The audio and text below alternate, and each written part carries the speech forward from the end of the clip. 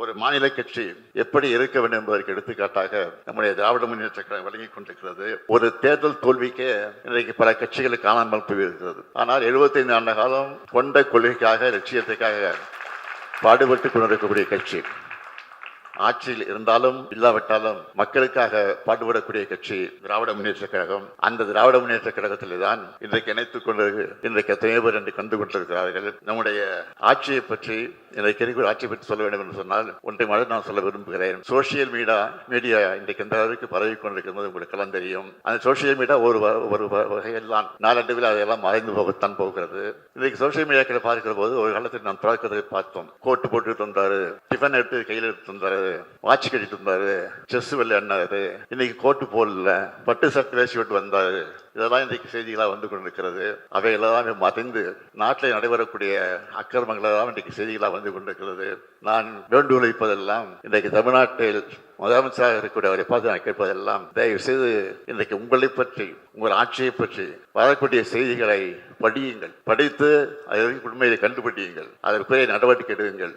ஆற்றலுக்கும் கொள்கை படிப்புக்கும் இலக்கணமாக விளங்கிக் கொண்டிருக்கக்கூடிய நம்முடைய மதிப்பிற்குரிய ஆரோக்கிய அண்ணன் ஆற்காட்டார் அவர்களுடைய இல்லத்தில் இந்த இனிய விழாவிலே பங்கேற்று அவருடைய பேரனும் நம் பாசத்திற்குரிய வடசென்னை நாடாளுமன்ற உறுப்பினர் டாக்டர் கலாநிதி அவர்களுடைய அருமை மகனுமான VK சித்தார்த் அவர்களுக்கும் ஆஸ்ரயா காயத்ரி அவர்களுக்கும் இந்த மணவிழா நிகழ்ச்சியை நான் நடத்தி வைத்து, அதே நேரத்தில் மணமக்களை வாழ்த்தக்கூடிய ஒரு சிறப்பான வாய்ப்பை நான் பெற்றிருக்கிறேன்.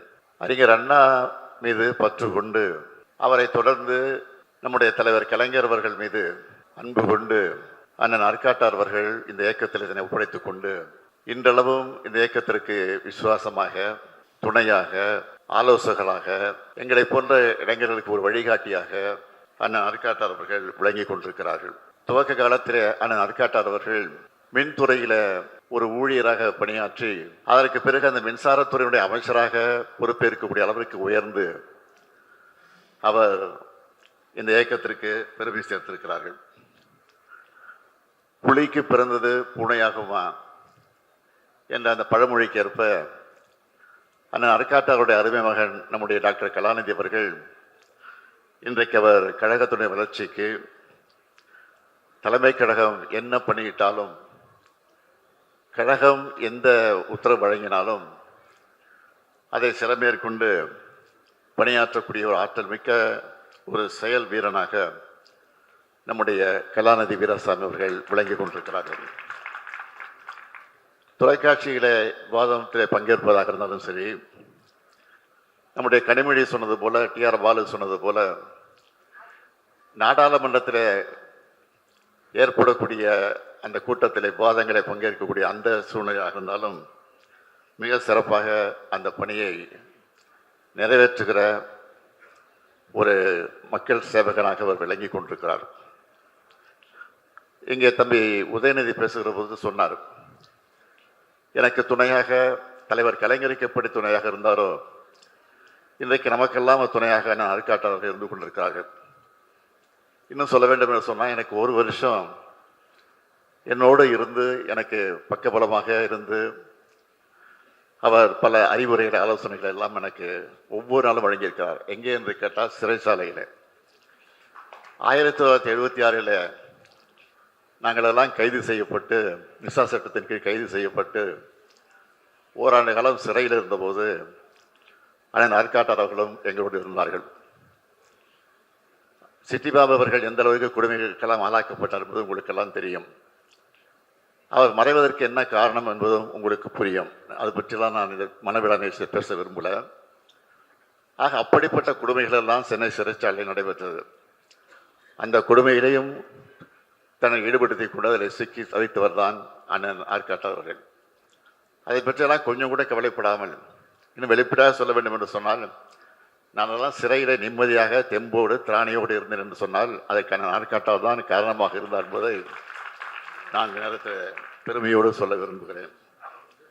ஆக இன்றைக்கும் என்னுடைய கையில் விசா தழும்பு இருக்கிறது. அதேபோல் நான் ஆற்காட்டார் அவர்கள் இன்றைக்கும் ஒரு காது கேட்க முடியாத நிலை ஏற்பட்டிருக்கிறது. சிறையிடப்பட்ட அந்த கொடுமையை தாங்கிய காரணத்தால் தான் அந்த நிலைமைக்கு ஆளாக்கப்பட்டார். எனவேதான் தலைவர் கலைஞர் அவர்கள் அண்ணன் ஆற்காடு அடிக்கடி சொல்லுகிறது, வைரம் வாய்ந்த ஒரு தொண்டன் அண்ணன் ஆற்காட்டார் என்று பல நேரங்களில் சொல்லியிருக்கிறார். தலைவரிடத்தில் மட்டுமல்ல, பொதுச் செயலாளராக இருந்து வரைந்த நம்முடைய பேராசிரியர்களிடத்திலும் நன்மதிப்பு பெற்றவராக விளங்கியவர் நம்முடைய அருமையான ஆற்காட்டார் அவர்கள். அவர் பொருளாதார பதவியை எப்படி வைத்தாரோ அந்த பொறுப்பை நான் ஏற்றுக்கொண்டு பொருளாளராக இருந்தேன். அந்த பொருளாதார பதவியிலிருந்து இன்றைக்கு உங்களால் ஏற்றுக்கொண்டிருக்கக்கூடிய ஒரு தலைமை தொண்டனாக இயக்கத்துடைய தலைமை தொண்டன் சொன்னால் திராவிட முன்னேற்ற கழக தலைவராக இன்றைக்கு நான் பொறுப்பை ஏற்றிருக்கேன் என்று சொன்னால் அதெல்லாம் அவரை வழிகாட்டித்தான் என்பதை நேரத்தில் நான் பெருமையோடு சொல்ல விரும்புகிறேன். ஒரு மாநில கட்சி எப்படி இருக்க வேண்டும் என்பதற்கு எடுத்துக்காட்டாக நம்முடைய திராவிட முன்னேற்ற கழகம் வழங்கிக் கொண்டிருக்கிறது. ஒரு தேர்தல் தோல்விக்கே இன்றைக்கு பல கட்சிகள் காணாமல் போயிருக்கிறது. ஆனால் 75 ஆண்டு காலம் கொண்ட கொள்கைக்காக லட்சியத்துக்காக பாடுபட்டு கொண்டிருக்கக்கூடிய கட்சி, ஆட்சியில் இருந்தாலும் இல்லாவிட்டாலும் மக்களுக்காக பாடுபடக்கூடிய கட்சி திராவிட முன்னேற்ற கழகம். அந்த திராவிட முன்னேற்ற கழகத்திலே தான் இன்றைக்கு இணைத்துக் கொண்டு இன்றைக்கு எத்தனையோ பேர் என்று கண்டு கொண்டிருக்கிறார்கள். நம்முடைய ஆட்சியை பற்றி இன்றைக்கு இருக்கிற ஆட்சியை பற்றி சொல்ல வேண்டும் என்று சொன்னால் ஒன்றை மட்டும் நான் சொல்ல விரும்புகிறேன். சோசியல் மீடியா இன்றைக்கு எந்த அளவுக்கு பரவி கொண்டிருக்கிறது உங்களுக்கெல்லாம் தெரியும். அந்த சோசியல் மீடியா ஒரு வகையெல்லாம் நாளடைவில் அதையெல்லாம் மறைந்து போகத்தான் போகிறது. இன்றைக்கு சோசியல் மீடியாக்களை பார்க்கிற போது ஒரு காலத்தில் நாம் பார்க்கிறதை பார்த்தோம். கோட்டு போட்டு தந்தார், டிஃபன் எடுத்து கையில் எடுத்து தந்தார், வாட்ச் கட்டிட்டு இருந்தார், செஸ் விளையாடினார். இன்றைக்கி கோட்டு போடல, பட்டு சட்டை வேசி விட்டு வந்தார். இதெல்லாம் இன்றைக்கு செய்திகளாக வந்து கொண்டிருக்கிறது. அவைகளெல்லாம் மறைந்து நாட்டில் நடைபெறக்கூடிய அக்கிரமங்களெல்லாம் இன்றைக்கு செய்திகளாக வந்து கொண்டிருக்கிறது. நான் வேண்டுகோள் வைப்பதெல்லாம் இன்றைக்கு தமிழ்நாட்டில் முதலமைச்சராக இருக்கக்கூடிய அவரை பார்த்து நான் கேட்பதெல்லாம், தயவுசெய்து இன்றைக்கு உங்களை பற்றி உங்கள் ஆட்சியை பற்றி வரக்கூடிய செய்திகளை படியுங்கள், படித்து அதை உண்மையை கண்டுபிடியுங்கள், அதற்குரிய நடவடிக்கை எடுங்கள் என்பதுதான் என்னுடைய அன்பான வேண்டுகோள் என்பதை மாத்திரம் எடுத்து சொல்லி, நம்முடைய கலாநிதி வீராசாமி அவர்கள் தம்பி உதயநிதி சொன்னது போல அமைதியானவர், அடக்கமானவர், எந்த பணியை கொடுத்தாலும் தட்டாமல் செய்யக்கூடிய ஆற்றலை கொண்டவர்.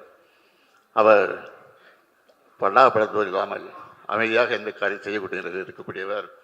அவருக்கு நான் தினத்தினுடைய வாழ்த்துக்களை பாராட்டுக்களை தெரிவித்து, இன்றைக்கு மனக்கோலம் கொண்டிருக்கக்கூடிய மணமக்கள் எல்லா வகையிலும் சிறப்புகளை பெற்று புரட்சி கவிஞர் பாவேந்தர் பாரதிதாசன் எடுத்து சொல்லி இருக்கக்கூடிய வீட்டிற்கு விளக்காக நாட்டிற்கு தொன்றாக இருந்து வாழுங்கள் வாழுங்கள் வாழுங்கள் என வாழ்த்தி விடைபெறுகிறேன். நன்றி, வணக்கம்.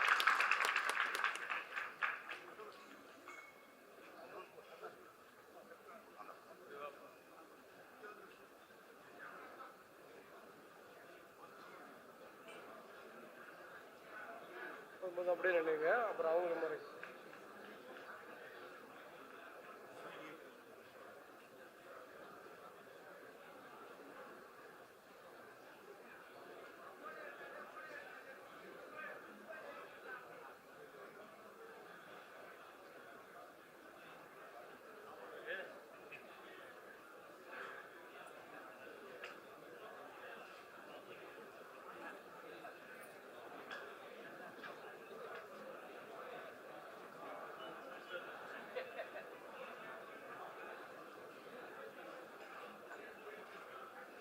வரப்போறாங்க. அவ்வளோதான். இங்கே